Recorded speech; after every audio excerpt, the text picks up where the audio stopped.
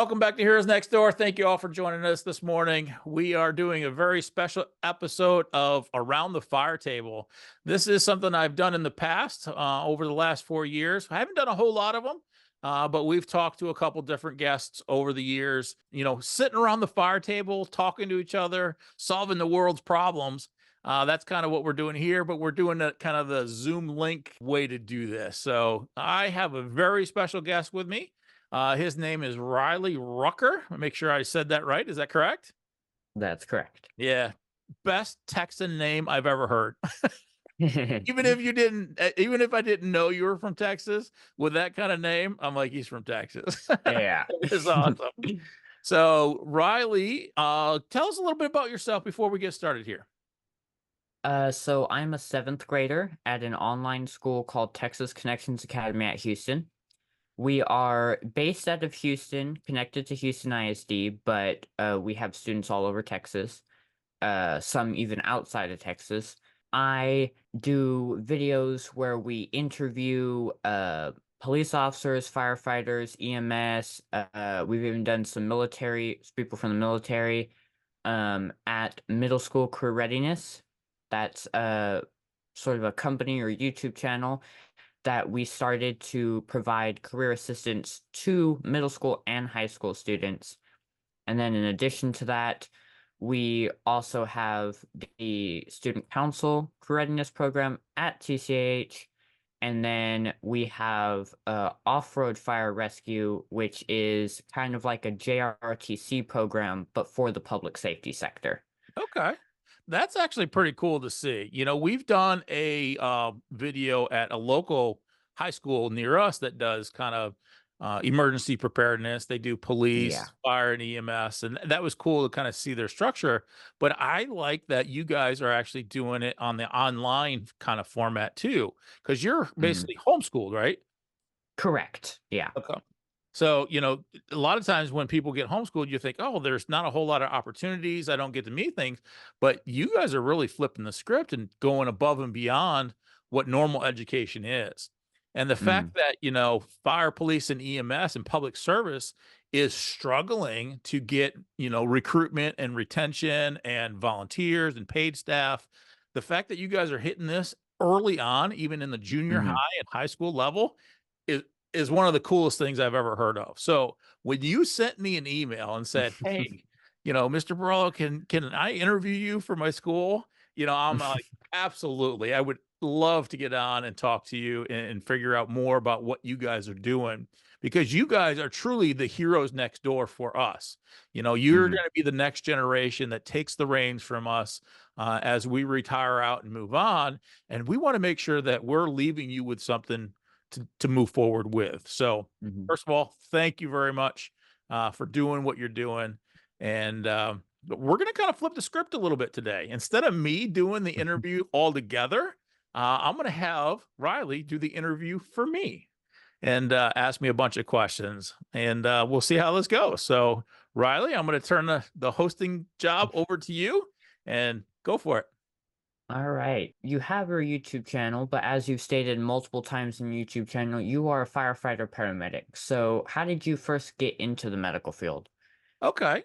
I kind of got into it by accident. To be honest, I was an athlete growing up.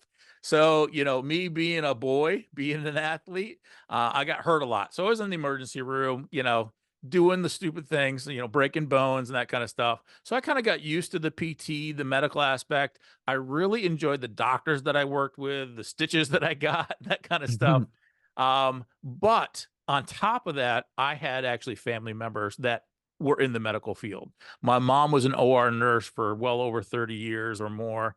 And she kind of got me into it as a child, because one day, either I was out of school or whatever, but she needed to take me to class when she was going through nursing school.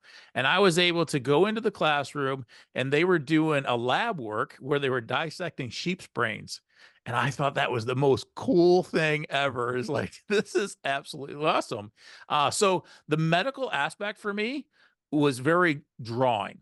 If I couldn't be an athlete, this was the way I wanted to go. But the question is, do I become a nurse? Do I become a doctor? Do I become, a medic? That kind of stuff. For me, it was the draw of the outdoors. Being stuck indoors is very difficult, so Yeah. nurse, being a doctor, I'm like, "Oh, I'm stuck in the 4 walls of a hospital." Granted, it's a great job. You see a lot of different people, you see a lot of different walks of life, but being out on the streets and having the ability to have kind of my own time and going out and seeing the public where they're at, that was a real big draw for me. So that's kinda how I And got started. you know how usually you see people in athletes that get injured, if they choose the medical field, they go into like kinesiology, sports science, stuff like that. You actually chose a more hands-on career field where you would help those people who get injured. Yeah, yeah. Part of that is because I'm an adrenaline junkie. I like Yeah. to do things that keep me on the edge. One of the other things that, drew me in, was television. We have social Mhm. media now. We have the TikToks, we have the YouTube, the Zooms, the all the social media aspect. But for me, it was television and Emergency back in the late Mhm. 60s, early 70s came out. The Johnny and Roy, that's what got me excited. And then the old, TV show Rescue 911 with Mm. William Shatner. I was like, "Man, that stuff's actually really cool. I would love to do that." But I wanted to be that guy in the helicopter that jumps out of the helicopter and does the rescue and all that kinda stuff. So, Yeah. I was like, "I think I wanna do that." And the first time I really saw, paramedics doing their job, somebody running, someone from our team was chasing them, but the way that the person fell, it caused the person who was chasing him to trip over him and end up landing on his head. I was actually on the sidelines watching, so I actually got to see that and I was like, that seems pretty interesting. Somebody gets hurt and they're right there to come help. So, did you have any jobs before being a paramedic? Yeah, actually, I mean, I did a lot of things. I was kind of the jack of all trades and the master of many, Yeah. the master of none. The master of many. I mean, I mucked stalls doing horses. I helped with equestrian riding for handicapped kids. I did oil changes. I worked in a pharmacy. Um, Mhm. and one of the things that kind of got me hooked on medicine, no, too, is I was a lifeguard. So all through high school, Mhm. as a freshman, Yeah. we had a local water park and I became a lifeguard. Growing up in Michigan, where I'm from, we had a lot of lakes, a lot of things to do, but the water park itself needed lifeguards, and I got into there fairly early. Fell in love with it. Ended up managing it by the time I was done. I had 125 employees underneath me as a senior in high school. So learning how to run the water park, all the health and Mhm. safety. I had to do all the training for the new employees. So that was pretty cool. And then even growing up past that, once I got married, I cleaned air ducts. I did a lot of different things. So I got pretty well rounded, which I think gave me an edge when I got into medicine because I can relate with a lot of the patients that I go to because I've Mhm. done their job to a certain extent. Um, I've seen them in the public. I've been out in the public. I'm not just a one hit wonder kind of thing. Now, fortunately for me, going through high school, we didn't have the public service side of it. We had Mhm. a tech school that I went to. It was a vo-tech school, but they had carpentry, they had culinary arts, and they had auto mechanics. And growing up in Yeah. Michigan, if you weren't an auto mechanic, you were that's pretty much Ford Nation there. I Mhm. did small engines, and I do auto mechanics. That's actually one of the things that I do for a hobby is I take care of my little fleet of cars here, and I can rebuild an engine and do complete overhaul on a car if I need to. So yeah, bringing that into the service, keeping my truck tip top shape, doing my truck checks isn't just making sure all the gear is there, but actually making sure that it's functioning well when it starts pulling to the right, when I start wearing tires down. All that came from the knowledge that I had from those other jobs leading into this. Mhm. And like some of the things that we do at off-road fire rescue, people hear off-road and they're like, "Oh, it's not a real fire department. It can't be, right?" Well, it's not a real fire department, but the reason that we called it off-road fire rescue is because we also give some of that technical training. So like for one of my school projects, it was make a presentation about your volunteering. So I posted a video of me on a four-wheeler doing one of our wilderness extrication drills. So that's a drill, a hiker gets lost in the woods, sprains his ankle or hurts his ankle or something like that, and we have to go and get them. So we get out the four wheelers, side by sides, all those off road vehicles. We make sure they're cleaned and good, everything's working good. We make sure the lights and sirens work, and then we go into get as close into the woods as we can to the survivor, and then we, take our packs and we go on foot to help that person. Okay. And one of the things that most people have is they want to be a firefighter, but they don't really know what it takes. And Sure. that's why we started this to, kind of, is this what you want to do? Well, you got Right. to do this, this, and this. Right. Yeah, I think that's a good way to do that is you want to hit all aspects. When you're talking about firefighting, they are the jack of all trades, master of many. Whether that's, hiking through the fields like you said and working on, their four-wheelers or their, side by sides. Learning, how hoses, you know, have to get pulled and the flow Hmm. reduction of the distance between hoses and what size pumps you need and the mathematics that go along with that. And, there's a lot of things. Learning how to drive properly, learning how to, talk to people. That's another thing Hmm. that people don't realize. You're like, oh, I'm a firefighter. I just put the wet stuff on the red stuff. And I'm like, no, there's a lot of public service. That's why we are Hmm. public service. You need to talk to the community, get them involved, let them know about smoke detectors, let them know about, exit strategies and all that kind of stuff. That's all part of the job. And uh we on middle school careerness we started a series called behind the scenes of public safety. So we've interviewed chiefs for the administrative aspect. We've dispatchers, because dispatchers, they're real behind the scenes. People don't think about that, but when you call 911, that's the first voice you're hearing. Absolutely. uh and then PIOs, public information officers. We interviewed some of those and people were like, what's a PIO, what's a PIO? Yeah, yeah. Well, if you call and are trying to be like, well, my smoke detector's not working, can we get somebody out here? You're going to talk to PIO more than likely. Yep. I- Yep. If Well, that you're and planning letting the public public events. know what's going on. If you have a big event, Hmm. unfortunately, a tragedy or something like that, which we've had over the years, you have to have someone that is comfortable, talking in front of a large public, someone that's comfortable in front of the television, with a microphone in their face, and Yes. that kind of stuff. And that is a skill set that not everybody can do. So there are so many different tasks that are out there. I had a boss that was a fantastic boss, one of the best medics I've ever worked with, but she could not speak. She could not speak in public, I should say. One to one, Hmm. she's rock solid. She'll teach you anything that you need to know. You put her in front of just four people and she freezes up. And that's okay because we have other people that kind of take up that slack.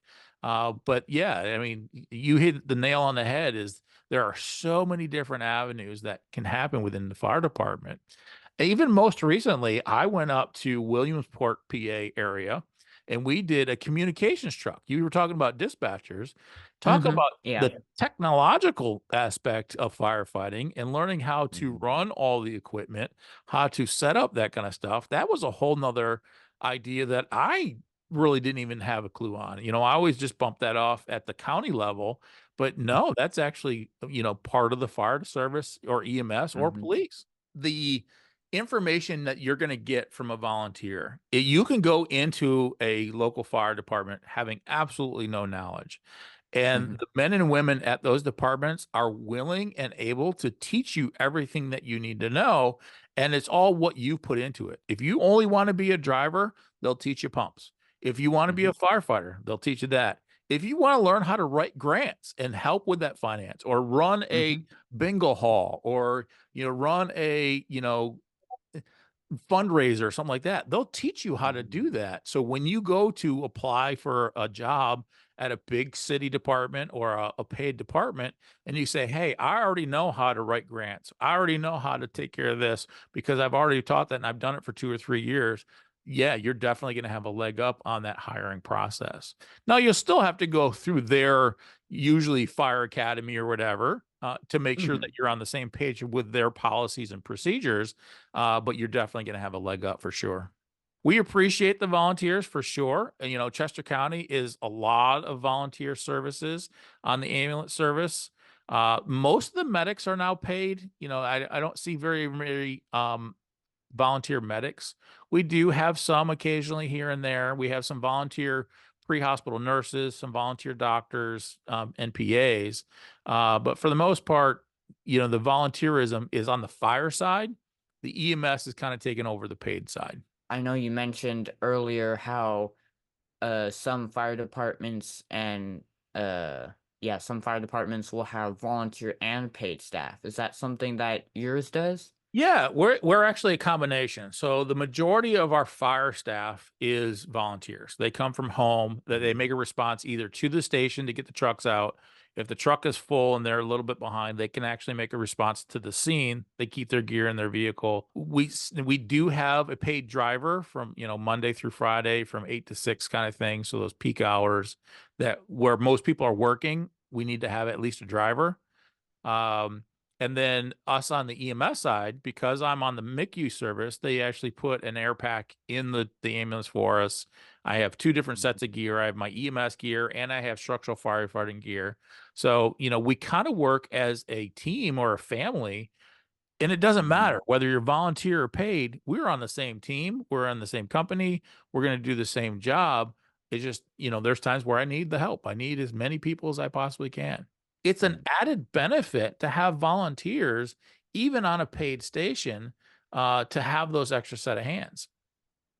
So Mhm. I know that you had a bunch more questions. I know I kind of got off a little bunny trail here, but I Yeah. love talking to you Um, here. You're doing a great job.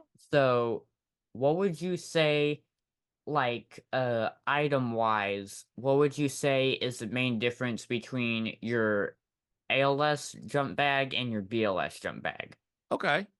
Pretty much it's the invasive things that you can do ALS wise versus BLS wise.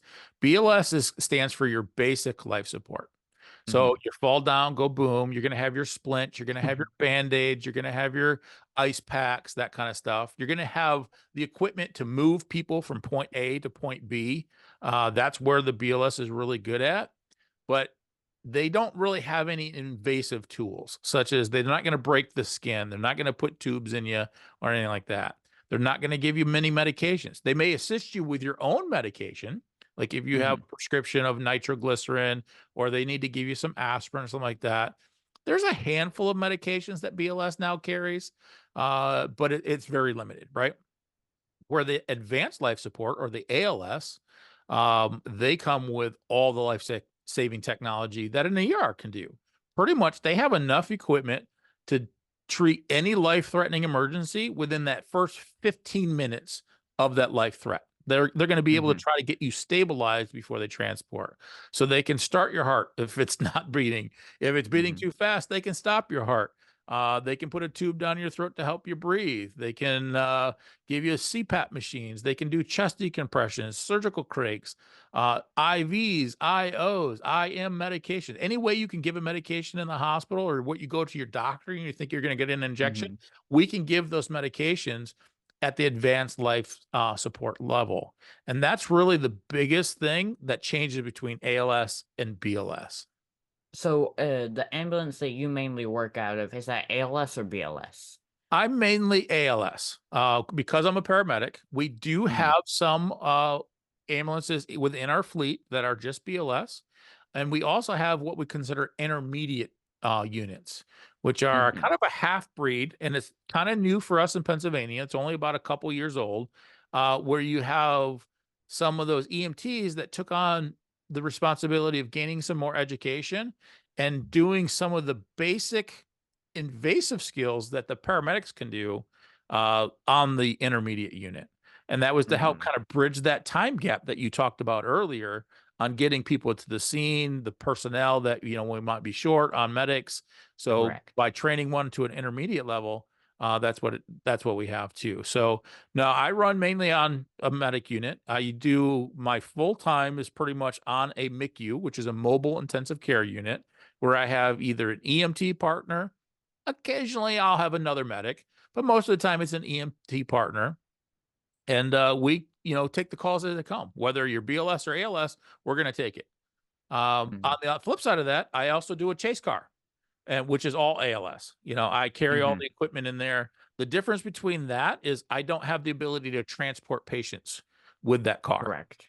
Mhm. So I usually support local BLS units. I think there's a different 11 different municipalities that we cover, that I'm going to support with that chase car to the other fire department's ambulance, and we partnership or collaborate on the care of a patient. Dude, you do a ton of research. I can tell, even at your early age, you are way ahead of the ball game. I really appreciate what you're doing and the knowledge that you have.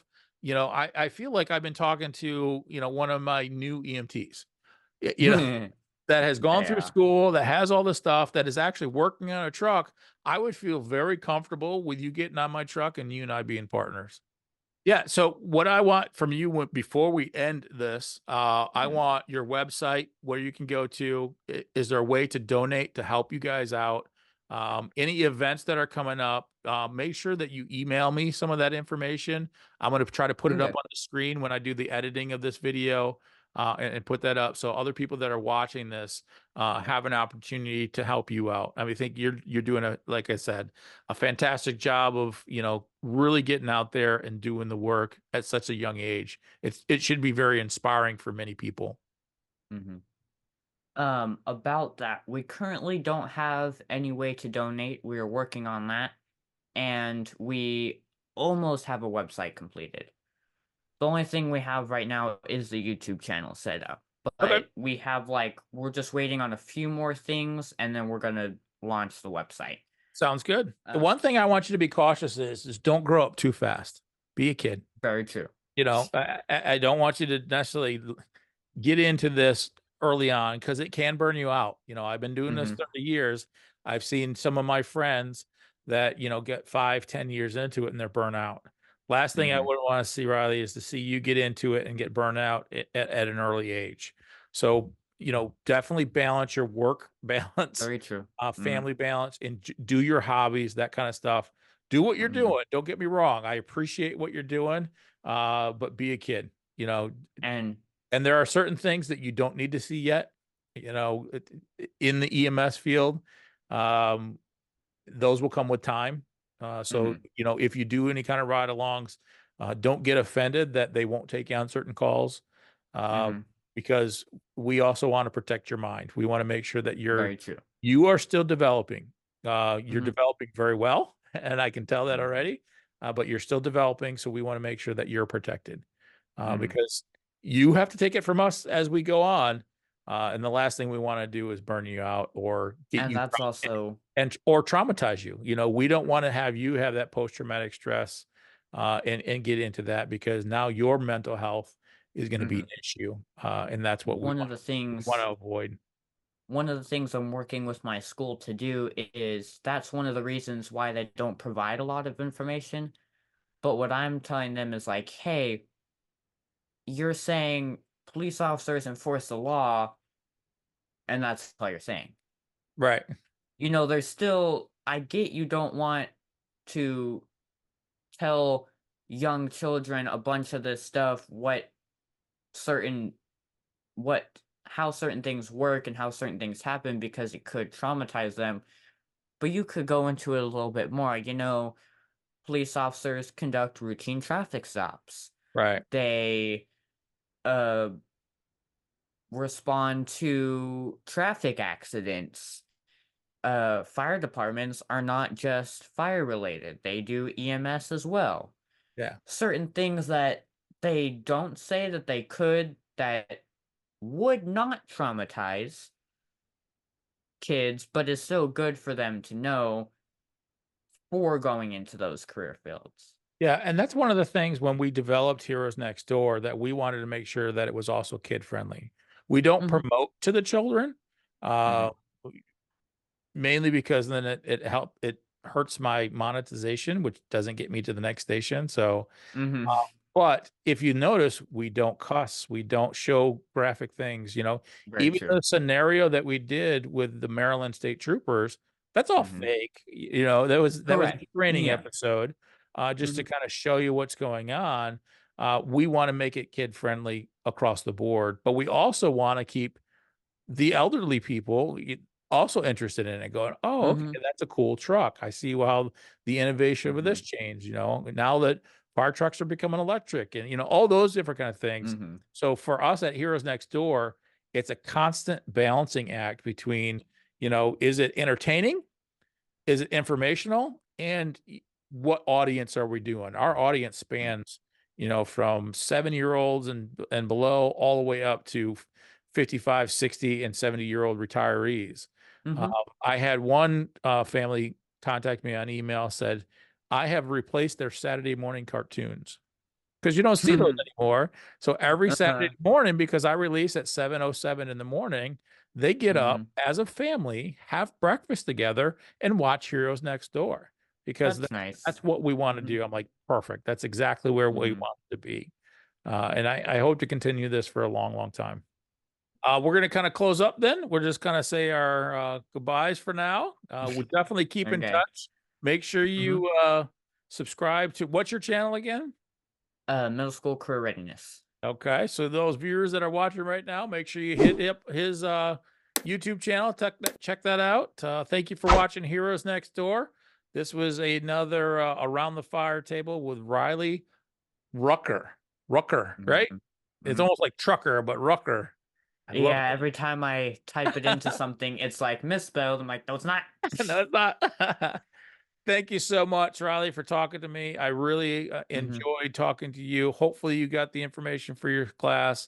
We're going Mhm. to continue to promote you and do what we're doing. So, once Mhm. again, this is Heroes Next Door. If you haven't done it yet, hit subscribe, hit notifications, smash those like buttons, make some comments below. Tell us what you guys think, where you guys want to be. Give us some more information, because that's how we can serve the rest of you. We'll see you again next week, guys. Mhm. Take care.